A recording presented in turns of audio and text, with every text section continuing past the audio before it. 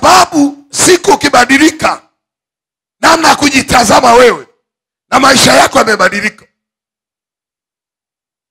Maisha hayawezi kubadilika wakati wewe hujabadilika.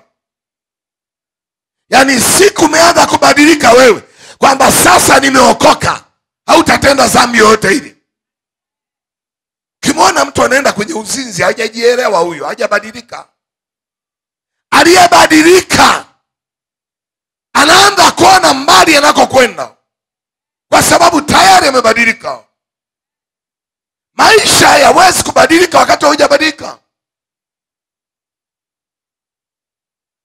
Na maisha ili uweze kufanikiwa, niliongea hata jana juzi, lazima ukutane na watu ambao wanakupinga. Ukutane na watu wanaokupinga.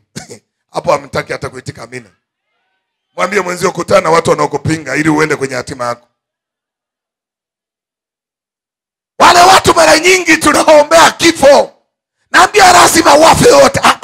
Mungu anasema ameandaa meza mbele ya watesi wangu. Kama hayupo adui, hakuna ushindi juu yako. Siku adui yako yupo, aliyekudharau, aliyekulaani, uinuliwe mbele yake.